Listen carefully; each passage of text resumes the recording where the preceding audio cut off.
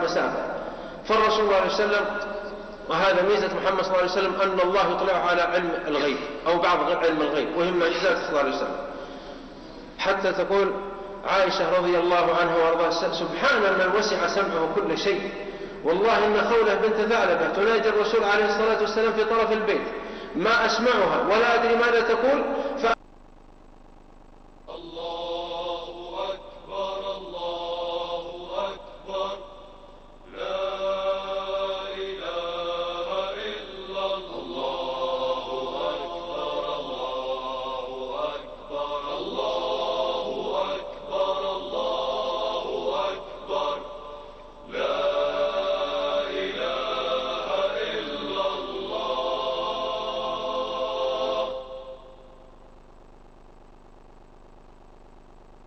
الرحمن الرحيم. السلام عليكم ورحمة الله تعالى وبركاته، وأسعد الله أوقاتكم بكل خير ومساءكم وليلتكم المباركة، وفي آخر ليلة في هذا البرنامج اللي هو ليلة عيد، وإن شاء الله نطل عليكم في برنامج جديد في مجلس أوطان أنا وأبو زناد بإذن الله خلال الأسبوع القادم. نرحب بكم في هذه الجلسة، ونسأل الله أن يوفقنا وإياكم، وإن شاء الله تكون جلسة ممتعة ونكون خفيفين عليكم. أدري البارح ثقلنا عليكم إلى 3 الفجر، لكن يعلم الله كانت الاتصالات شغالة طول البرنامج وحتى بعد البرنامج، واللي يراسلونا على الفيسبوك وتويتر استمروا، لكن نظرا لتأخر الوقت يعني وقفنا على الساعة 3. اليوم عندنا ضيوف وعندنا منشدين، وأيضا عندنا من ذوي التجارب، وأيضا كذلك وعندنا النجم بعد أبو زناد، وأنا شاري له اليوم عصا يحبها. هلا والله وسهلا جمهورنا الكريم، وكل عام وأنتم بخير. هذه الحلقة الأخيرة من حلقة سهرة العيد، أعاده الله علينا وعليكم أعوام عديدة. أما قولك العصافة عندي مشعب سمعتها لا يا حبيبي، شوف هذه سلنكرة، شوف الحين قوية ما مثل ذيك والله، قوية والله ما عاد أقوى من المشعب هذا طال عمرك. فنرحب بضيوفنا اليوم، نشكرهم شكرا جزيلا ضيوف النجم إبراهيم صنة المطيرة. حياك الله يا أبو. الله إبراهيم نجم بداية، والله يحييك وشرفتنا والله. أسفلت ونورت. الله يشرفك ويبارك. شرفتنا والله يا أخوي إبراهيم. والنجم المبدع مهند الحضير، الله يحييك ويبارك فيك. سادة مبارك والله. حيا الله مهند. الله يبارك فيك. شلونك؟ شلون الديار اللي جيت منه؟ والله ما عندك راحة. الله يسلمك. طيب خذ المايك. عرف اسمك مهند الحضير، ممثل شاركنا في مسلسل بدون ألوان، مخرج الأستاذ القدير مبارك البقري. ونعم والله ونعم. وش كان دورك يا مهند؟ والله نقدر نقول أدوار ثانوية، والحمد لله إن شاء الله أنه نتمنى أنه ننال إعجاب مشاهدين قناة المجد، لا أقول جمهور المسلسل لكن مشاهدين قناة المجد، ولو نزل بأي مكان ثاني نتمنى أنه ينال إعجاب الناس كلها إن شاء الله. وأشكرك والله يا أبو مشاري، وأشكر أبو زناد على هذه الاستضافة، وأتمنى إن شاء الله نكون الليلة هذه مع شباب المنشدين والحضور نكون خفيفين ظل شوي بإذن الله، نمتعهم ونفرحهم بإذن إن شاء الله. المبدع والممثل أحمد بحارثة، حياك الله يا أحمد. الله يحييك. لك صوت ما شاء الله. اي والله الله يسلمك. حياك الله أبو زناد، كل عام وأنت بخير. حياك الله أبو مشاري، كل عام وأنت بخير. الله يحييكم يا هلا والله. موجودين ويانا. سعيد جدا تواجدي في قناة أوطان في هذا البرنامج، وإن شاء الله نقدم حنا الشباب إن شاء الله يعني ما يليق ذائقة المشاهدين جميعا. الله يحييك يا أحمد، يا هلا والله نورتنا. والمنشد عبد الله الملاقي الله يسعدك، شرفتنا والله. حياكم الله. هنا موجودين وعيد بالعيد. عبد الله ارفع صوتك شوي الله يهديك، لأن حيا الله الموجودين والمستمعين. الله وجهك. الله يحييك يا عبد الله يحييك. يعذرون ترى أول مرة طلع الشاشة فالارتباك. لا أبو زناد أول ما طلع في الشاشة أنا شفته هنا وتوحشت أنا ما. لا أبو زناد أول ما طلع في الشاشة زين طاح عليهم. لا هذا طبيعي. هذا اعتبر سلمك الله انك سلك في مجلس وقدام ناس. علي المنشد علي الهويرين. ونعم الهويرين. وين انت الهويريني؟ انسابي لازم الشده ذي انت. انسابي يا اخوي. يا اخو حتى على العين والراس، لكن لازم يشد الهويريني. الله الهويريني علي الهويريني. حياكم الله. اتشرف اليوم يعني باللقاء، واشكر اخوي خالد اليمني واخوي ابو والله اليوم تكليجات. اليوم اليوم يوم التكليجات. وإن شاء الله يكون لا الظاهر بنقفل الهواء. إن شاء الله يكون ضيف خفيفين عليكم. يعطيكم العافية. شو اسمه؟ الله يحييك. أبو زناد. المبدع ماجد المعلم. حيا الله ماجد. حيا الله ماجد. أشكرك أخوي خالد وأشكر أبو زناد. تشرفت إني معاكم اليوم في البرنامج الجميل هذا. إن شاء الله نكون خفيفين ظل على المشاهدين وعلى البرنامج. الله يحييك طبعاً أخوي ماجد. من ذوي القدرات الخاصة. نعم. وطبعا الله سبحانه وتعالى أخذ منه البصر وعوضه بأشياء أخرى. بيض الله وجهه والله يعوضه إن شاء الله. بالجنة. جنة عرضها السماوات والأرض. بالجنة يا رب. نرحب فيكم أنتم أيها السادة المشاهدين، والاتصالات ظاهرة على أسفل الشاشة إلى تشاركون فرحتنا وآخر ليلة من ليالي العيد. نعم. ونبشرهم أن البرنامج مستمر معنا. حنا قلنا في يومين مجلس ولكن سلطان أصرت إدارة القناة أبو سلطان قال 3 أيام في الأسبوع. ونبشركم هذه بشارة أننا مستمرين معكم عبر استديوهات قناة أوطان الفضائية، فكونوا بالقرب معنا. وش اسم البرنامج أبو زناد؟ والله إلى الآن احنا مترددين، نبغى نسميه مجلس مقلط وذا، لكن ارسلوا لنا طبعا اللي رشح الأسامي المقترحة عبر جميل. صفحة في تويتر. الأستاذ خالد اليمني أو صفحة أبو زناد. أعطونا أي مقترح واللي بنشوفه بنذكر اسمه، والبرنامج منكم وإليكم. طيب وصلت عدة اقتراحات من ضمن مجلسكم، من ضمن مجلس أوطان، من ضمن بيني وبينك هذه خلاص عافى مجلس مقلط، نبغى شيء يميز غرفة النوم أجل. لا ولا غرفة وين وين أبو زناد؟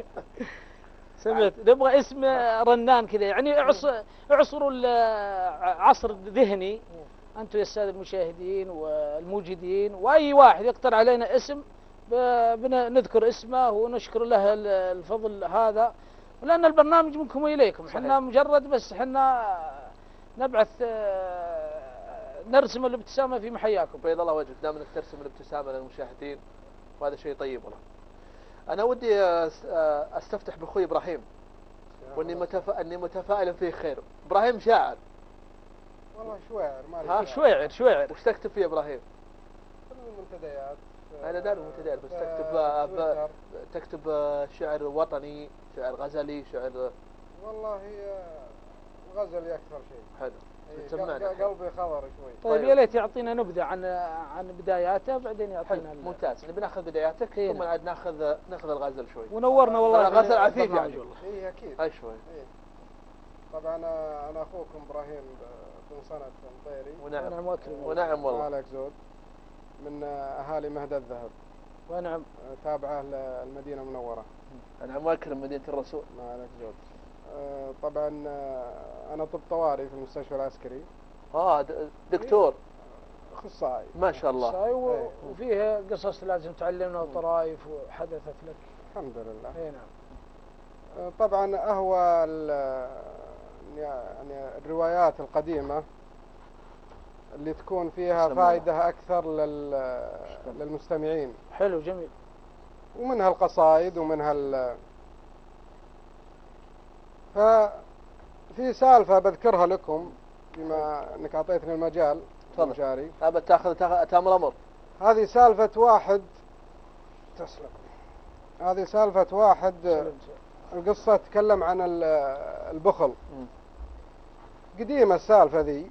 يقول واحد إن كان بخيل على الدنيا، يقول حاط له دكان فقر، مو بدكان مثل دكاكين الزمن ذا، ولا يعتاش إلا خبزة ولا خبزة ونصف في اليوم.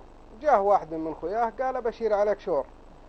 قال وشو؟ قال هنا حرمة معها ولد تزوجها وما تبي منك شيء. قال ما تبي شيء؟ قال أبد ما تبي شيء. المهم تزوجها وراح الرجال، راح لديرتن يبي يجيب أغراض لدكانة ديرتن جنبه. كان على بداية رمضان على رحوله. يوم انه دخل ويجي عند المسجد من زود البخل فيه قال بروح للمسجد اذن الله يجيب له واحد يعزمن والله. المهم جاه واحد ولد وش حالاته وش زينه داخل المسجد. قال يا الربع يا الجماعة اللي ما عنده معزيب اللي ما عنده أحد الله يحييكم الفطور عندي. يقول خوينا ويسفهل ويروح للرجال في البيت ويفطر عنده. يوم انه خلص الفطور قال يا الربع يا الجماعة، طبعا الولد قال يا الربع يا الجماعة اللي ما عنده معزيب اللي ما عنده أحد، العشاء عندي هنا. المهم خلص العشاء، يوم انه خلص العشاء ويقوم الولد ثالث مرة، الولد هذا اللي ما يعرفه، سلمت. قال يا الربع الجماعة اللي ما عنده أحد السحور هنا. المهم أخوينا انهبل البخيل ذا، قال الولد ذا وش منين جاب الفلوس كلها؟ المهم سأل عن الولد، طلع ان الولد كان فيه رجال في القرية اللي جاها من زود بخله انهم يتصدقون عليه نفس اهل القرية، فتوفى الرجال هذا وبقى الولد هذا ورث الدنيا كلها، فصار يلعب بالفلوس. ما شاء الله. ايه قال الولد جامد. ايه فقال الولد وش اسمه؟ قال اسمه قضاع. اسمه ايش؟ قضاع. المهم راح لديرته، اخذ اغراضه وراح لديرته، يوم انه وصل ديرته يروح الحق اللحم وياخذ نص ذاك الحاشي ويروح الحق الحطب.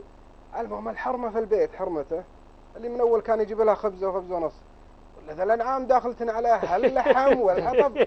قالت حنا ما حنا خبرين ابو فلان، ما حنا خبرينك كذا، ما انت بالكرم ذا. شو اللي غيرك؟ قال ايه، فصار فيه بيت، صار مثل البدو والناس القدام يعرفونه. فقال البيت ذا قال نبي نبيد المال قبل يبيدنا، قبل يجي للمال قضاع وياكله، يقصد قضاع ذاك. فهذه عن البخل وعن والبخيل عدو رعيه. صح أكيد. والله. والله فعلا البخيل عدو راعيه. فصارت مثل، هذا البيت ذا صار مثل، يعني يتداولونه الناس كثير. لكن لا زالت الآن الأمثال القديمة موجودة إلى الآن. موجودة إلى الآن، من أول ترى كانت تنباع، كانوا يشترونها الناس. والله زين ابو زناد، ايش رايك نشتغل؟ والله يا اخي لا الحين خلاص نكتب الحين تغريدات. تويتر الحين تغريدات نكتبها ونعصر ابو زناد تبيع لي تغريده؟ والله نعصر الذهن ويلا تطلع تغريده وتروح، وبعضهم يسرقونها ما يمسكونها لك. اي والله انك صادق. الحين عمو جوجل موجود، ما يحتاج. الشيخ جوجل. لا عمو انا اقول ما عطى شيخ يستاهل. والله بغيته يفتي، بغيته كل شيء ما شاء الله، بغيته رياضيات، بغيته طب، ما شاء الله يفتي. ماجد المعلم، مجموعة مكفوفين رئيسها مين؟ تحدثنا عن المجموعة وعن عملكم في المجموعة. جمعية المكفوفين الخيرية بمنطقة الرياض. جمعية المكفوفين الخيرية بمنطقة الرياض، رئيس مجلس إدارتها الدكتور ناصر الموسى، المدير العام عبد العزيز الوحمس.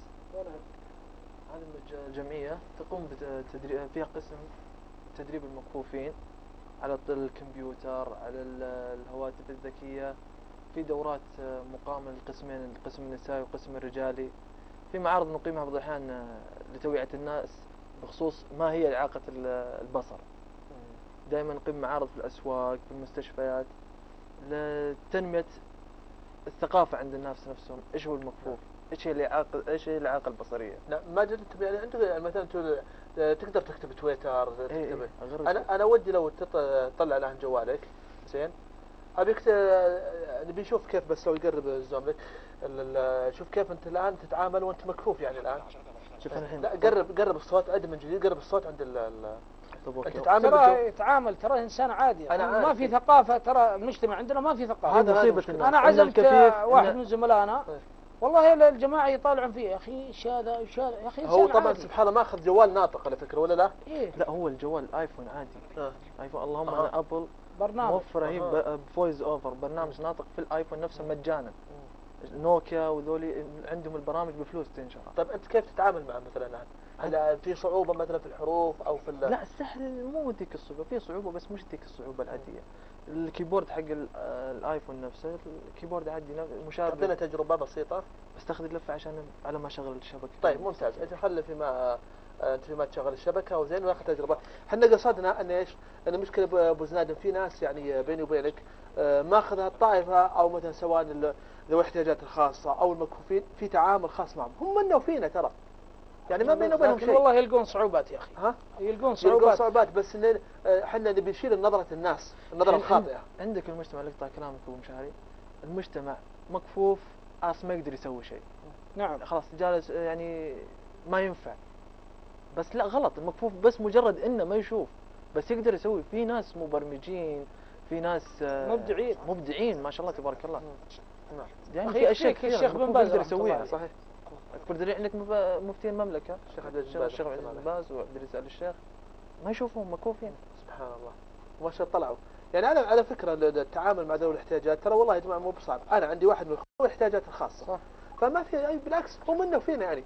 بس المشكله نازلت نظره الناس للاسف نظره يعني انا اعتبرها نظره خاطئه. يعني ينظر هذا الشخص انه يعني غير مستطيع. لا والله بالعكس تجد منهم ما شاء الله من طلع منهم بارعين، من طلع ما شاء الله منهم مهندسين حاسب آلي، طلع منهم ما شاء الله ناس يعني ما شاء الله نجحوا. ويكفي عالم الشيخ عبد العزيز بن باز رحمه الله عليه هذا واحد منهم. طيب ودنا يطربونا شويه يا ابو زناد. والله ودنا عندنا لا مهند احس انه منشد صح. منشد ما قرب لها الصح بس. ها قرب لها صح الكبسه بالله عليك. هذا بيضبط ومطاطيس هذه. اوه عز الطلب عز الطلب. وين المطازيز؟ خذ المايك الله يعطيك اسمه. خذ المايك معك. طيب احمد بحارثه نجوم الفرح تحدثنا عنها وبعدين تعطينا الصوت. طيب. تطربنا زي ما طيب هي اصلا فرقه نجوم المرح الترفيهيه بقياده الاستاذ محمد الطلحه وينعم واكرم. هي فرقه ترفيهيه نقوم يعني باداء برامج ترفيهيه تربويه على مسارح الطفل وعلى المسارح بشكل عام. الفرقه لها يمكن 3 أو 4 سنوات تقريبا بالفرقه. انا التحقت معهم يمكن في السنه الثانيه من انشاء الفرقه. قدمنا العديد من العروض سواء داخل الرياض او خارج الرياض. ايضا بعض الجمعيات مثلا اخر عرض اقمناه اليوم العالمي للقلب. ما شاء الله. اي فيعني له نشاطها يعني متعدد. الله يوفقك. عطنا اللي سم اطربنا شيء. طيب نبي على الكبسه. على الكبسه تهيب مهند. تزيد المشاعر. تخيل ابو زناد كبسه وصح. ابو زناد كان يلعب علي كل ما جينا نطلع نتعشى والله اني نسوي رجيم ويصيده واحده كل يوم عند بيتزا هات. اوه هذا مصوره سلمك الله. عبد العزيز هذا الله. عبد العزيز كفو والله كفى ووفى هذه. ارسلها في تويتر. ايه خلها حين مره ثانيه اعزمك ولا تجي. طيب هذه رساله جوال وعن العيد ولحنت يعني طبعا. قبل كل شيء ترى ماني منشد لكن احب المجال بس ماني منشد. بس على حسب عملك في الفرقه لازم الواحد ليس شرطا ولكن لست منشد يعني عشان تكون في الصوره. يلا يا رجال انت منشد سمعنا بس اهم شيء. فرحة الأعياد شوفك تكتمل وانت عيد القلب وانت عيد القلب يومه يحتويك وش يفيد القول وترتيب الجمل دام كل حروف حبي تنتخيك دام كل حروف حبي تنتخيك والرسايل بيننا همزة وصل عيدك مبارك عسى الفرحة تجيك والكواكب دايرة دور الزحل والقمر طالع بنوره يحتري والقمر طالع بنوره يحتري. سلامتك. وزين تقول ما انت منشد. اي والله. لا بد والله الحقيقة لست منشد ولكن أحب النشيد ولست من أهل. طيب ما شاء الله تملك الصوت الزين وما شاء الله تبارك الله يعني والمخارج وحروف زين لماذا لا تكون منشد؟ من حسن ظنك والله إن شاء الله والله أنا أقول بس عاد النشيد يحتاج له تدريب ويحتاج إذا تدري إن أبو زناد منشد والله يا أخي ودي والله. والله يقول إحنا ما نقدر. من عنده هو يقول. عنده يقول إحنا ما نقدر. خالد أبو زناد في إحدى الكواليس انشدنا أنا وياه انشودة جميلة يعني فكان بالفعل يعني. وش يا أبو زناد انشودة؟ والله نسيتها لكن لعله يذكرنا. لعله إن شاء الله في اللفة الجاية يذكرنا إن شاء الله شيء. يعطيك العافية شباب. الله يحييك. أبو نسب. أبو نسب. المنشد علي. والله ما كنت أدري عنه ترى. صدق. اي والله هذا الممثل خالد المحسن والله بغى يجينا لكن اعتذر وكذلك شو اسمه المنشد احمد الحارثي اعتذر والله والله تعبان حلزه ويضيمه. ايوه بدينا ها والله كان حلزه ويضيمه فما قدر يعتذر. احنا نعتذر من الساده المشاهدين لان اعلنا انه بيجي. نعم. اي والله. ابو علوة كيف حالك؟ متى اول ظهور لك والله بداية كانت الظهور يعني في المدارس والمراكز الصيفية. حلو. حتى اني اذكر يعني من المواقف الطريفة كنت على الصبح يعني يختارون الإذاعة فيجون الطلاب عقب يلا صباح خير على ما قال تشغلنا هذا فكنا من الإنشاد في الإذاعة. أيوة. فكل صبح أنا يعني كنت من المحبين للإنشاد من يوم أنا صغير يعني. شاء الله. فبدأ ظهوري في السنة هذه. كان ظهوري طبعا أول في المراكز وفي يعني في المراكز الصيفية والعوائل وزي كذا. فبدأ ظهوري في السنة هذه. سجلت عمل من الشاعر علي الحزمي، طبعا العمل عن رضا الله عز وجل. الله أكبر. اي فنزلته في المواقع يعني في اليوتيوب والمواقع، ولعل تكون يعني اختبار للمشاهدين يعني مدى يعني اعجابهم بصوتي. فيعني لانه من الصعب انك تنزل يعني البوم ولا او تنزل كليب على طول بدون ما يعني تشوف المشاهدين وكيف اعجابهم لك وردة فعلهم. احسنت. اسمعكم تفضل تفضل.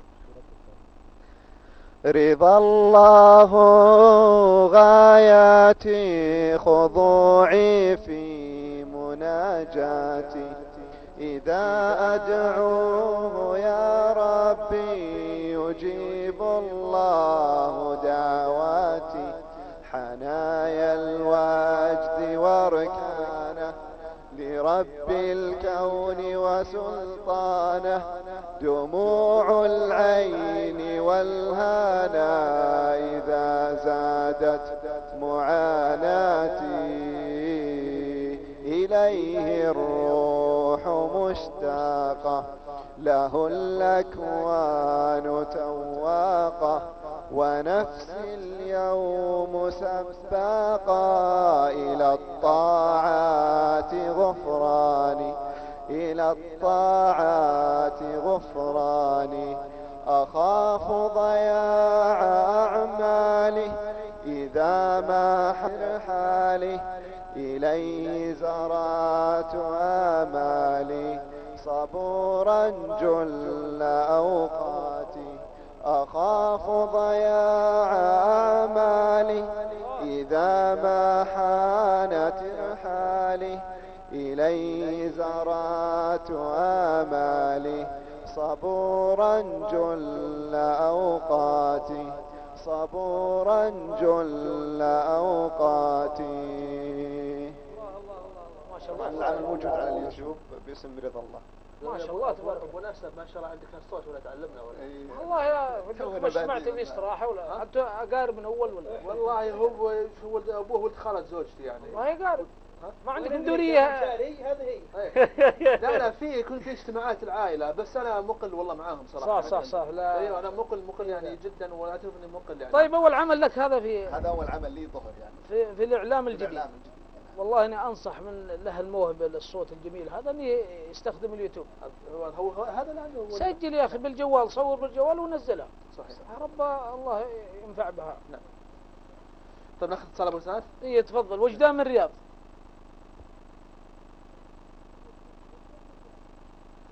محمد القرني. محمد القرني. السلام عليكم. السلام ورحمه الله. نعم. حياك الله. الله يحييك. طبعا من ذوي القدرات الخاصة محمد القرني كفيف. نعم. حياك الله يا محمد. الله يحييكم. بس أنا ودي أذكر بعض المعاناة إذا كان يعني فيها. طيب أولا كل عام وانت طيب وعيدك مبارك. وأنتم طيبين الله يعطيكم العافية ونعيد من الفايزين إن شاء الله. ماذا قدمت جمعية المكففين لكم؟ والله يا أخي بالنسبة للجمعية يعني أنا ما أعرف فيها شيء، لكن اللي حسب ما ظهر لي اللي فهمت أني أقدم معاناة للكفيف نفسه. يعني معاناة كيف هذه مو خاص بالجمعية جمعية معينة، لكن في يعني دورتنا عموما يعني. تفضل. يعني عندك مثلا الحين على سبيل المثال إجراء المعاملات في الدوائر الحكومية. الكفيف هنا ما يقدم على يعني غيره، يعني زي الكفيف زي أي شخص يعني عادي. يعني يمسك سره وياخذ ارقام لكن ما يعني ما يعامل معامله خاصه. وهل ترى انه يعامل معامله خاصه؟ نعم. وقصد انه يقدم يعني. يقدم يعني. نعم. طيب تفضل. طيب اخوي ابراهيم بس طلب ان تكرم ان اكسر على صوت التلفزيون. الشيء الثاني طلبه الجامعيين يعني في الجامعات. بعض الطلبه ما يعني يقبلون في بعض الجامعات، يعني ما في اصلا نظام موحد يعني لجميع الجامعات للمكفوفين بالذات. أظن جامعة الإمام ما وافقت على الشيء ذا. نعم الإمام وافقت، لكن عندك الملك خالد فيابة ما وافقت. وش الأسباب؟ مريت بالتجربة أنت؟ والله في مرة تجربة، أنا مرت لك مرة تجربة زمان سبقوني فيها. وكمل تعليمك؟ نعم. كمل تعليمك أنت؟ نعم أنا معلم أنا في مكة المكرمة. ما شاء الله تبارك الله. ما شاء نعم. الله يعطيك العافية. وياك الله يعطيك العافية. وبرضه من المعاناة عندنا البرامج والأجهزة الخاصة بالمكفوفين. طيب. يعني لو جبنا مثلا أقل جهاز يعني نبغى نملكه في الفترة بالله يكون قيمته يمكن ب 20 إلى 21,000 تقريبا. هذا أقل شيء يعني. نعم يعني محمد، بغض النظر عن الجهاز اللي قيمته 30 ب 40 50. نعم أخوي محمد، الجمعية ما تساعدكم في الأمر هذا؟ ما اسمعك ايش الصوت بعيد؟ شلون؟ الصوت بعيد ما اسمع. نعم. طيب احنا معنا الأخ ماجد أيضا من جمعية المكفوفين، فإذا حبيت الداخلة. عندهم في جمعية في جدة، جمعية إبصار، ما يتواصل معاهم. نعم. صح ما يوفرون برامج بس يوفرون دورات يعطون. إبصار برضه أنا أعرفها لكن يعطوكم يعني في تقدم دورات. وفي عندك جمعية العوق البصري الحين نسوي دورات في جدة، تعطيهم برامج وأجهزة ولابتوبات. طيب جمعية العوق البصري معلش علينا راسي، لكن ليش يحطون شروط اني ضابط؟ ايش الشروط اللي يحطونها؟ ما في حد يحط شروط معينة. طيب يعني لابد يكون الشخص هذا راتبه مثلا من فوق 4 تقريبا. لا هي تكون دورات مجانية وانا اخوك. يا اخي محمد واشكرك على المداخلة والاتصال. شكرا الله يعطيك العافية. أكرر ما ذكر أخوي بوزناد. أرسلوا مقترح الأسماء، اسم البرنامج سواء في صفحة بوزناد أو صفحة خالد اليمني في تويتر. حنا بناخذ أفضل اسم ونتناقش فيه بوزناد ولا لا؟ صح بإذن الله. وجدان تفضلي. ألو. تفضلي أختي وجدان، تعال الهواء. السلام عليكم. السلام ورحمة الله. لو تسمحين هني؟ إيه تفضلي يا وجدان هني.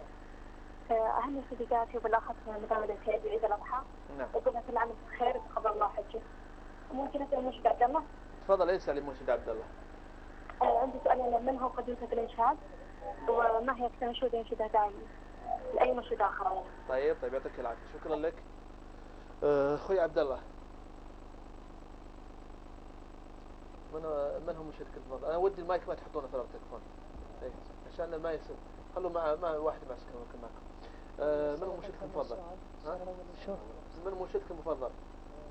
المرشد المفضل المرشد نايف الجاسر. ايوه.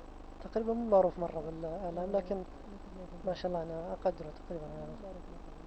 والسؤال الثاني ما أدري أتذكر له. بدايتك في الإنشاد؟ بدايتي مثل ما قال أخوي أبو هارون، كلها في مدارس وفي المراكز الصيفية وتعزيز أخواني لي. يعني مثل أبو هارون ما شاء الله هو اللي وقف معي وقفة هي اللي تقريبا هي اللي خلتنا أطلع تقريبا. ما شاء الله. أي. وأكثر شيء أحب أسمعه هي نشيدة في القلب شعاع. هذه طبعا عن الرجال. والله نعطيكم إياها مشكلة. سمعنا مقطع. في القلب شعاع يهديني، نور الإيمان سرى فيني، وبذكرك يا ربي أرقى دوما بروحي عن الدوني، دوما بروحي عن الدوني.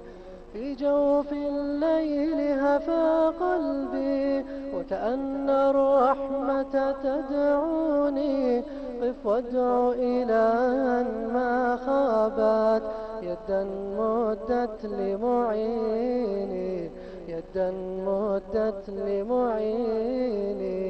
يا ربي رؤيتك رجائي وإلى الجنات لتهديني، يا ربي رؤيتك رجائي وإلى الجنات لتهديني، وإلى الجنات لتهديني.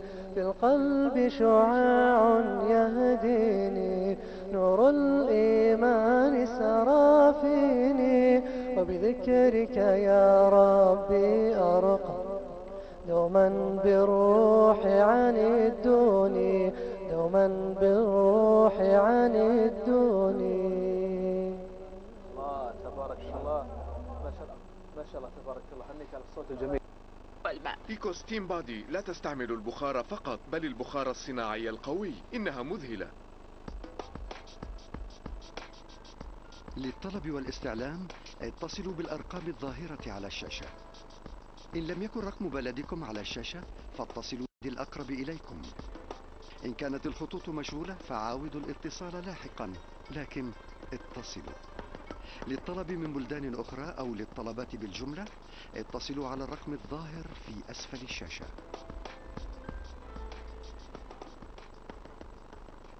الآن رأينا كيف تنظف إيكو ستيم بادي مطبخك من السطح حتى الأرضية. لا توجد أرضية تعجز إيكو ستيم بادي عن تنظيفها، فتقنية البخار الجاف يمكنها أن تنظف الأرضيات المصنوعة من الخشب. ولكن مهلا، انظروا كيف تحولت إلى آلة تنظف السجادة على البخار. انسوا استئجار آلة التنظيف الباهظة. هذا صحيح. انظروا كيف ستختفي بقعة عصير العنب هذه. اختفت بسهولة. والآن المس السجادة. حسنا، ليست رطبة كما يحصل عندما نستعمل آلة التنظيف بخارا عن زمانه كلام الصدق وافصح عن بيانه.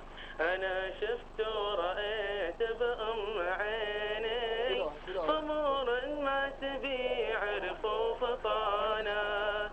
أشوف أطفال باسك حيارى تعرض للمشاكل والإهانة، وأشوف أطفال مليانة مواجع وكل منها له فاقد حنانه.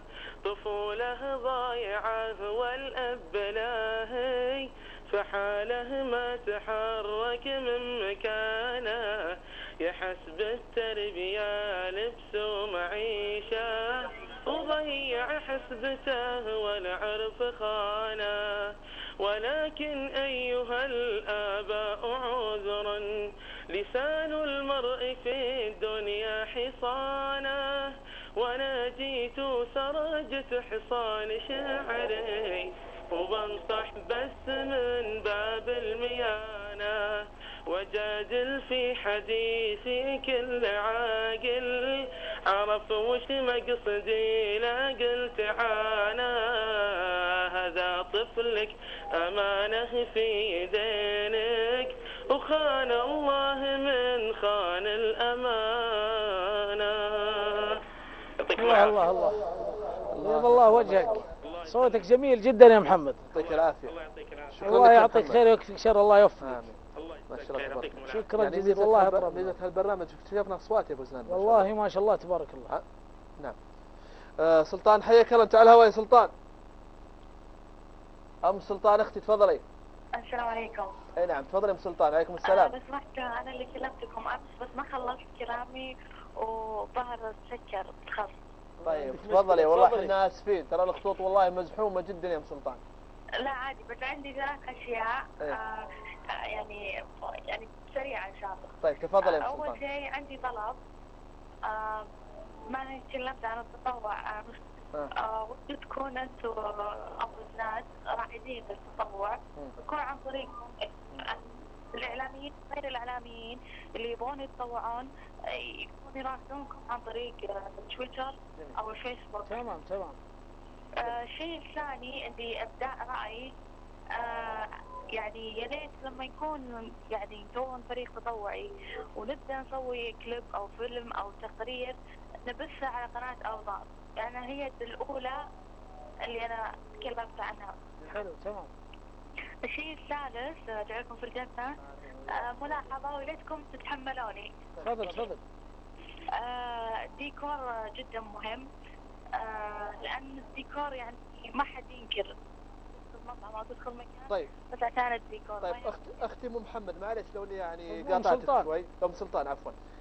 بالنسبه لموضوع التطوع زين كما ذكرت البارح ان فعلا هناك يعني احنا مقصرين من ناحيه اعمال تطوعيه، وانا الحمد لله سبق اني قدمت برامج تطوعيه، وحنا ان شاء الله باذن الله في الطور ان نبني هذا الموضوع او نتبناه باذن الله انا وابو زناد، وخاصه في برامجنا ان شاء الله نكون متواعدين مع بعض باذن الله عز وجل.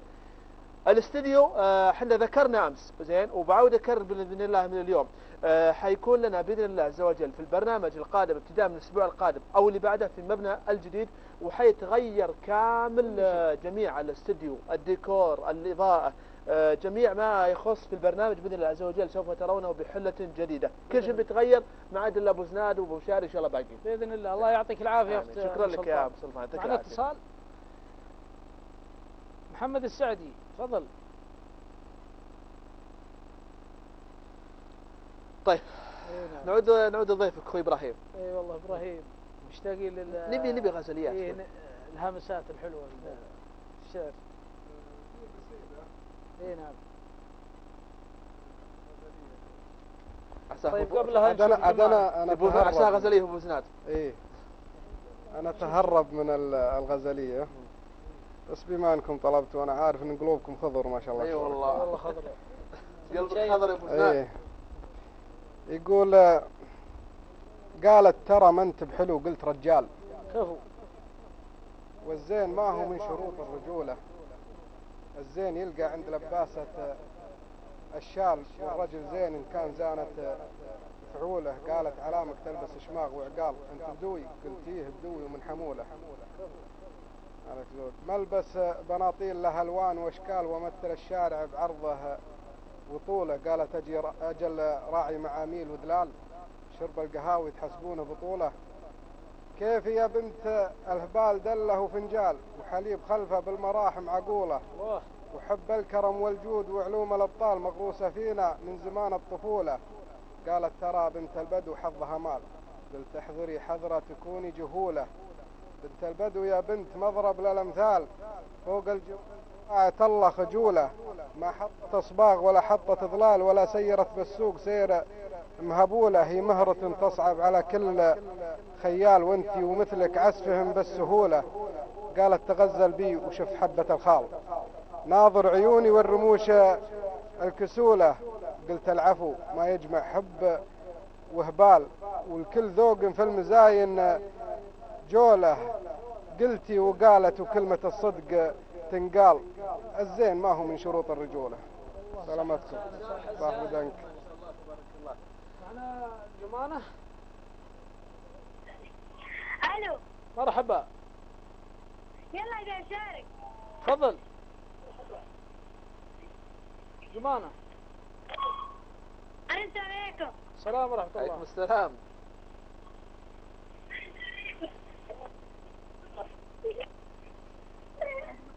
جمان الله يعافيك، ممكن تقصري صوت التلفزيون؟ اسمعونا من التليفون يا جمانة.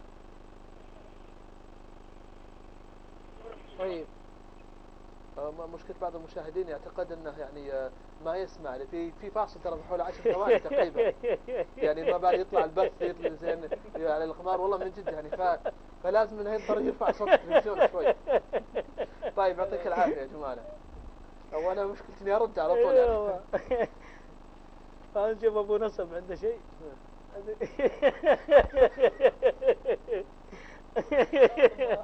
عندك شيء ابو نصب؟ عطنا. ترى في توصية عليك الجاية الحين. ايه يقول وصى على النسيب. فيها قصيدة حق عبد العزيز الأحمد وين عبد. نعم. الله يحفظك. فلحنت اللحن في لحن قديم، دائما الكلمات القديمة يعني مع احترامي الآراء دائما تكون أفضل من الجديدة. الجديدة أغلبها يعني تكون يعني غزلية أو زي كذا، يعني ما تكون يعني له هدف كثير. صحيح إنه الغزلية يعني له احترامه في يعني في الزواج وزي كذا، لكن غالبية الأناشيد اللي نشوفها الحين ما فيها غزلية يعني فاحشة، مو بغزلية يعني تكون. فأنا أخذت القصيدة القديمة هذه، طبعا هي يالله يا والي على كل والي. يا الله يا والي على كل والي، يا خير من يدعى لك الجليلة، المالك المعبود معبود محصر مالي الكون والدنيا وما باه له ما كان له أول وما كان تالي ملك يدبر على ما يبي له يقضي ويمضي قادر ما يبالي والخلق ما تفعل بالأمره فعيله ما له شريك جل فوق متعالي علمه حاط بدقته والفيله أشهد فلا غير إلهي ولا لي رب سوى أخشى وارجي له أشهد فلا غير إلهي ولا لي رب سوى أخشى وارجي له.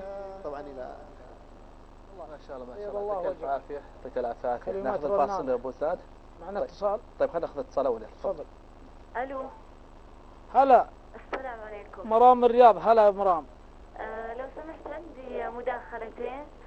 المداخلة الأولى أنا الحين متخرجة من 4 سنين وأبغى أدرس المكفوفين والصم والبكم، لكن ما تيسرت لي، يعني صعوبة، ما لقيت وين أسجل وكيف أسجل ولا شيء، يعني أقسام هذا الشيء. يعني أنا متخرجة بس أبغى أتمنى تأهيل دورة سنة سنتين وبس أتمنى توضحون هذا الشيء.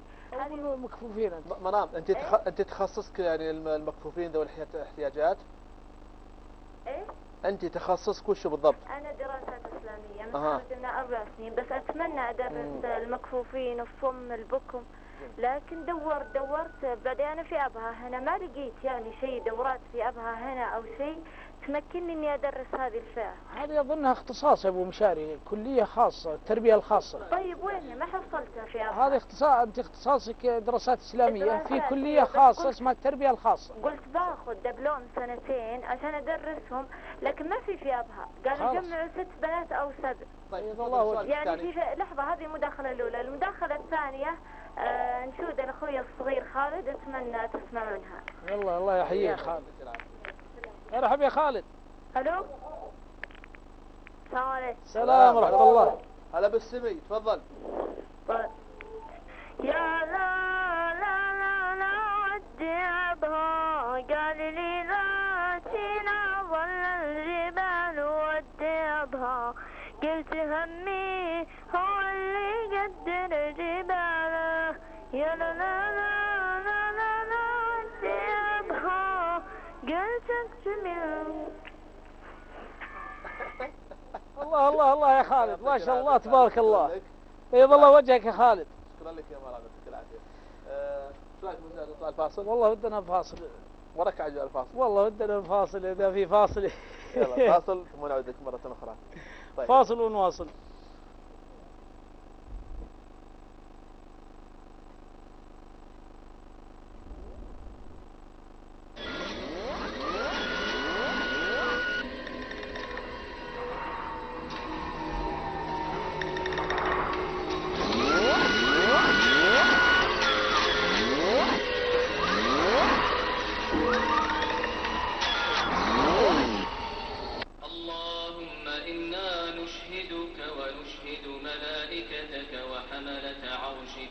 ونشهد من في السماوات ومن في الأرض أنك أنت الله لا